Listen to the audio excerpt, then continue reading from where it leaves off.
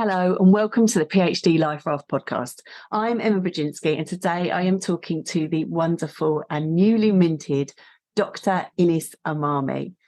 Inès shares her story of a PhD journey that took over 10 years and had a lot of challenges within it. And particularly, she's talking about the challenge of being a single mum doing a PhD. She also talks about the power of pizza. So I do hope you enjoy this episode.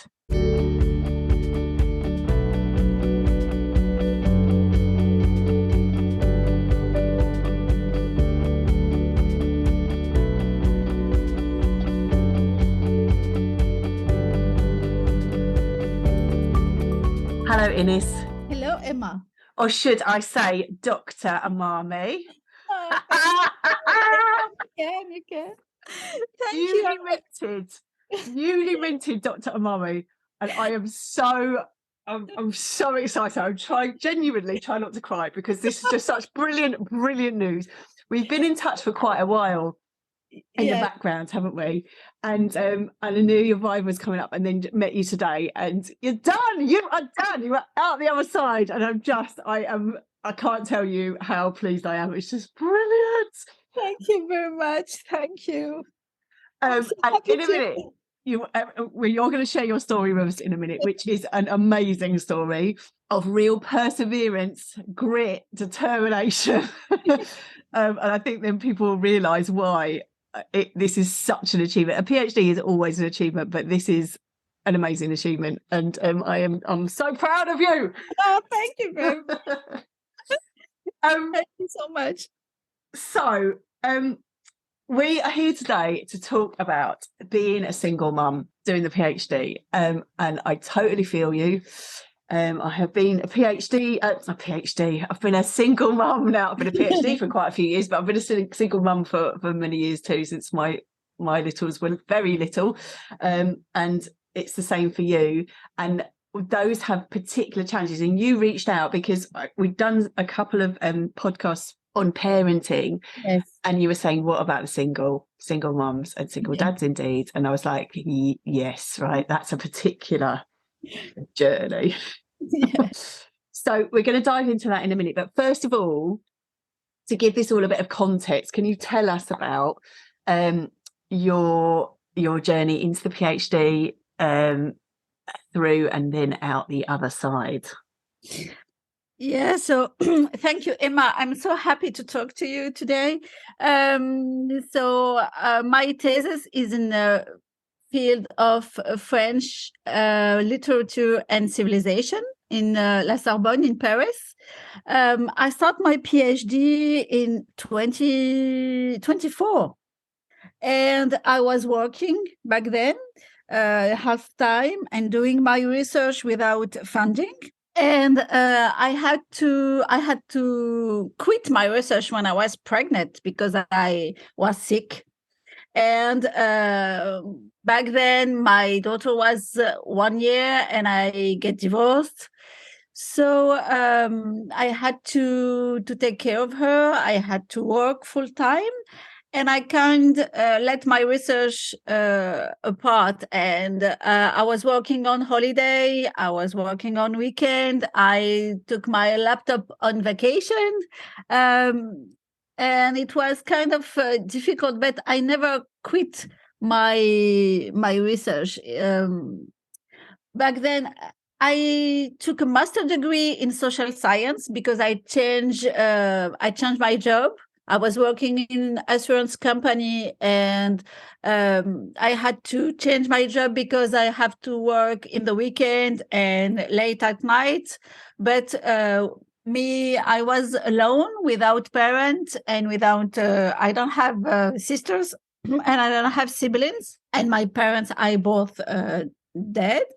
So I was alone, but I had a lot of friends and neighbors. So they help me when they can, because life is hard for everyone, I think, sometimes. And parenting is hard for everyone. So I decided to change my job and to work in the field of education, but in international projects and European projects. So I took a master degree. I was top of my class. I was major. And my daughter was 4 at the time. I took a babysitter, and I was working at night, and she was in my bed sleeping. And I had my laptop, and I doing my another research, another memoir, a thesis, but a small one. And after that, I took another job, and I was sick. I had a problem, struggle with this another job with my manager. So I took a leave of absence. Mm-hmm. Yep. And I reached out to my supervisor, and he was very pleased to hear from me. I think that he thought that I will quit definitely my research, but I didn't. I work on my side without any relation with the university, because I don't have any fund. I don't have any office. Yes. We don't have office in my field. We kind of don't have fund. We don't have any help of the university in literature. So 2 years ago, I went back to my research. I took a work leave. So I had some of saving money, and I spent it of my PhD. So my daughter is 11 now, and parenting was doing the PhD was kind of difficult, because I have to manage time more very closely, because it's only 24 hours in a day, and I have to do my research to alone. I have to take care of my daughter alone. So I was doing a lot of yoga. God bless yoga. That's what they say. The sanity of yoga. Yes. And meditation. Yes. And I had to be very, very organized. Yes. So. And we're going to get into that in a minute, aren't we, in terms of the particular things that you put in place, because it is tough. It is tough to, as you say, it's tough to be a parent. It is especially tough to be a single parent. But just to celebrate this story that started in 2004, that started in 2004, as you started your research, and then you continued, even though you were working, you just continued on, not necessarily in touch with the university, but you were just carrying on with that work, and came back to it. And now 2023 is done. I think it's really important to mark that, because I know there will be other people out there that is, the PhD is taking a long time, but it's possible to get there, isn't it? Yes, it is possible. It is really possible. And it might be that you're doing it in fits and starts around other things. It might be that you have periods of illness, as you had. But see what I said, people, at the beginning, this is a story of determination and keeping going. But with all of those other challenges you had in terms of, relationship breakdown and the challenges of working and doing the PhD, and the challenges of illness and doing the PhD, because there's lots we could have discussed in this episode. It was particularly around being a single parent and what that means. So as you say, what that means immediately is lots of yoga, and I'm with you on that. I must just calm down. But you also said about being very organized, and I wonder if you could tell us a little bit more about that, in terms of how did you organize yourself with all that you had on your plate? I have a lot of book, a lot of schedule, and you love it. So stationery is always a win. And I did journaling. And yes, in the night before I went to bed, I write all the achievement I did in the day, so I didn't feel struggling. I can have the feeling that I'm moving on. I keep moving on, and I'm doing. I am moving forward. Even if I just write one pages is more than yesterday. So I write Oh, kind of an achievement for me. So I've been organized. So I took a babysitter. I managed the time to have time for myself and time to speak with my daughter, because she had trouble of sleeping, so she slept right. very late at night. So I had to wake up very early before her to work, or I let go sometimes and I let her sleep in my bed so I can work. Mm. And that's really important, isn't it? I think there's a few things in there. Well, there's a few things I just want to come back to your mindset in a minute. We'll come back to that in a minute. But in terms of this sense of getting a babysitter, getting some help, getting that support in place, but also this sense of maybe just changing your lowering your standards, I think, as well. And I think that's the difficult thing, isn't it? As a mum guilt is real. And before having children, you have principle. After yes, I love that. Yes. You have to do what you can. Yes. Only what you can. And you have to adapt, because all children, they are all different, and there are different needs. So my daughter, she needs to be close to me. So even if when she was a little, I was very strict, and I want her to sleep on her bed and to do things by her side, to be a grown-up, independent woman. But during this period, I understand that she felt like I'm not available in 100 all the time. So she wants to be around. So I let her. Yes. And I think it is that quality, isn't it? I think it is the quality. So it's lowering your standards in terms of going, okay, as we know now, as we're doing this recording, my daughter is on a screen so that we can do this.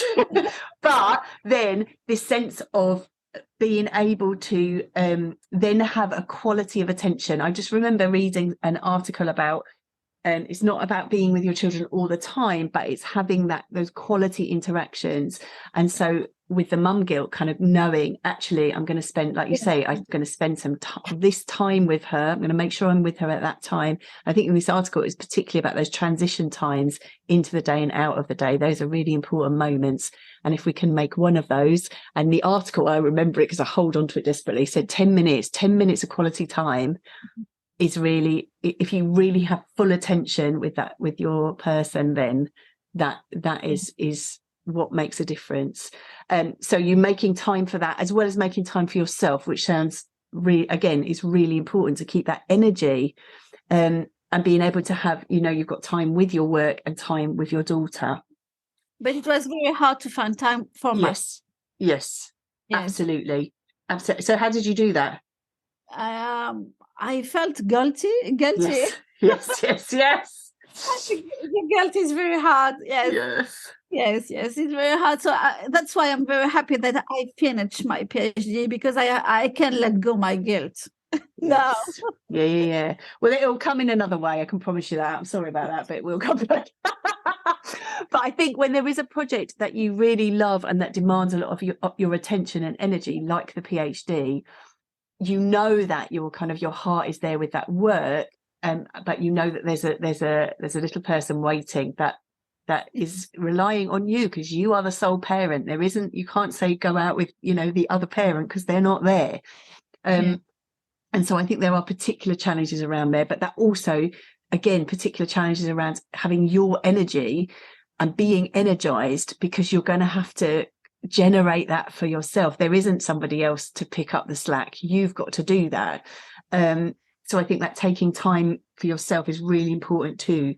And I wanted to come back to what you were saying about mindset, because I love your journaling and I love you celebrating the achievements at the end of the day. And before we came on, you were just talking about how important mindset has been for you, and kind of keeping that positive mindset. PhD is totally a mindset game. And I just wondered so you had the journaling that kept you going. I wonder if there was anything else that helped you mindset wise. So yoga, meditation, Yes. and I learned how to rest. I learned that it's okay if I'm tired today and I can't work, I can't do my research, I can't, but I have to rest to be able to continue my journey. Yes. And this was part of my process in my PhD journey. That's the thing that I think I learned, and it was meaningful for me. It was how to rest and how to manage my energy.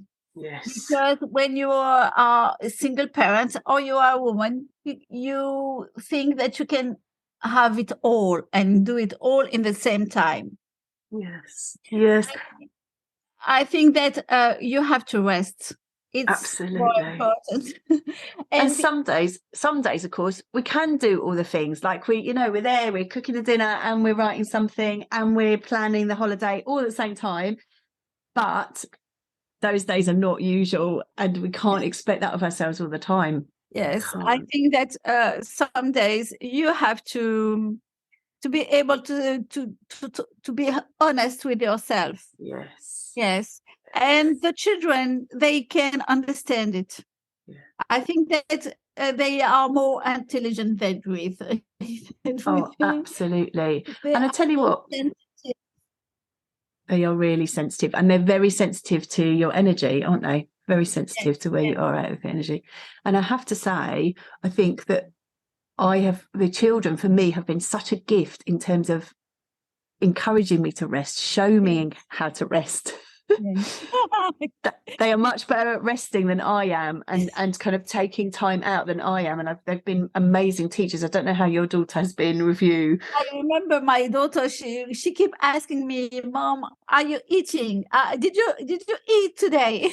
Did you have some sleep? Did you drink water? You have to drink water. You have to drink a bottle per day. So she kept asking if I am okay, because if I am okay, she will be okay. And that is the thing, I think, isn't it? I think that's the other thing about being a single mum, is you're a team with your children. You are a team.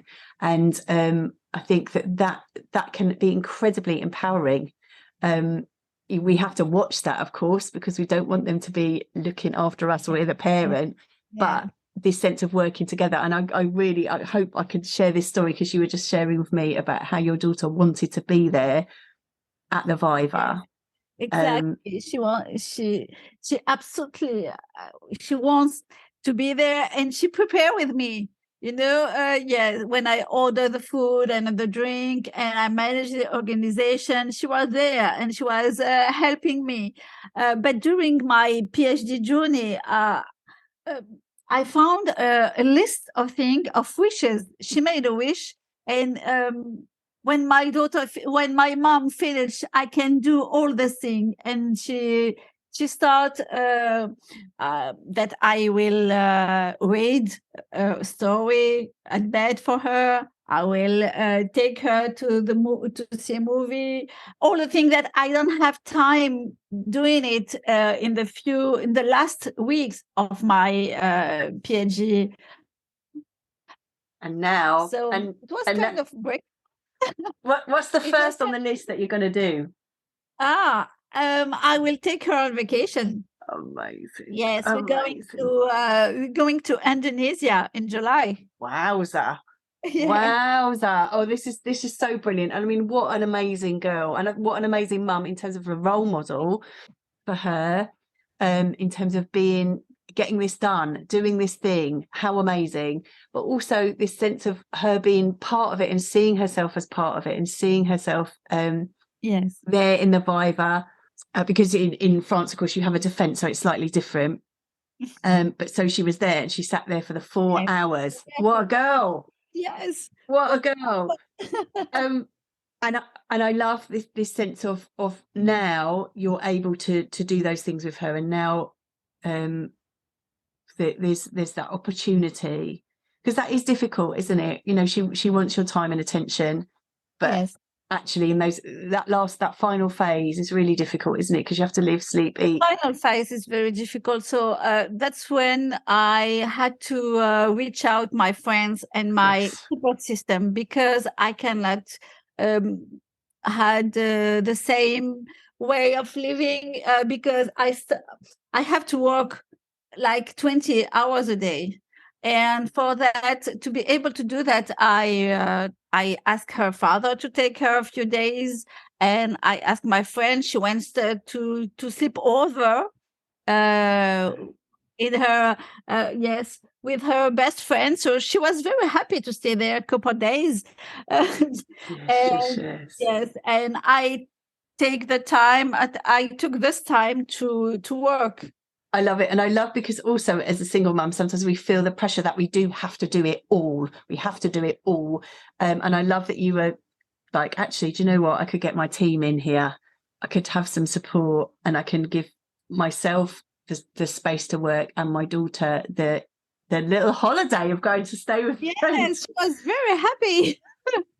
I love that. Happy to go. Yeah, but when she came back, I remember I was reaching my conclusion, and it was very difficult for me because I had to stay focused. So I ordered pizza, and I remember I ordered pizza, and I talked to her, and I was like, honey, I had to work tonight. I will finish tonight. And she was very happy because she keep waiting for me to finish to go to another stage of our parenting relation, you know. So it was kind of very difficult for me. Yes. And I had a little guilt, but I don't have the choice. I had to finish. I had to finish for me. I had to finish for her. I had to finish to be able to be a better mother, I think. Amazing. The power of pizza. There we go. The power of pizza. And again, that sense of like, well, what's going to work? Being really kind of practical and strategic about how am I going to do this? Yes. And also the power that I think that's the good part of it, isn't it? Is that you do have that external motivation to get this done, because there's a little person waiting on you to get this done. Yes. So I love that. Oh, Ines, what a story. Thank you.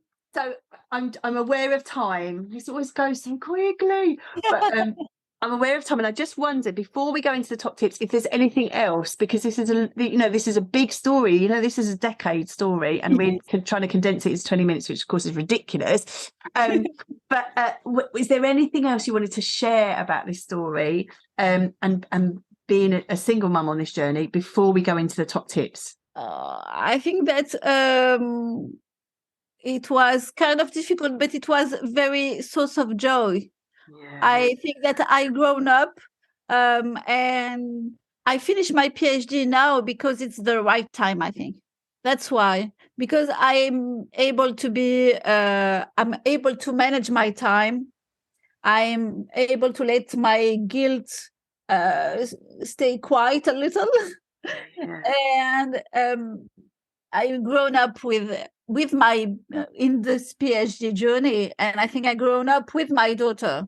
And I think that she was very proud to see me achieve this, and I think maybe I can be an example for her, and maybe this PhD journey make me a better mother. Oh my goodness, what we going again? Of course, what an amazing role model! What an amazing role model you are. And this sense of having been part of that journey with you, that is a special experience, with all the difficulties that brings. And I love the way you put that absolutely, we grow up with our children, right? We grow up with them. Beautiful stuff. So then, with all of that, what would be your top tips for people out there to take away with them? I think that first of all, you have to learn how to take care of yourself. Yes. Really. Before of taking care of your children, you have to be able to take care of yourself in order to be a good mother or a good parent. You need to, because self-care is so important. Yes. And I think that second thing, you have to be, you can ask for help. Don't be shy or don't feel guilty if you ask for help. Everybody needs help. When you are two parents, you don't have any problem to ask your partner to help. So you can ask your family, your friend, your neighbor, another single parents, because you can build a support system very easily. I think that people help more easily than we think. Yes, That you can ask for help. Yes. Oh, this is golden. This is golden. Yes, absolutely. Yes to self-care. You know, it always sounds a bit woolly, doesn't it? You know, but it's just profound, because you cannot, you know, you can't give from an empty bucket, and you can't write a PhD from an empty bucket either. You know, you need to look after yourself. It's a strategic thing. Yes. It's a vital thing.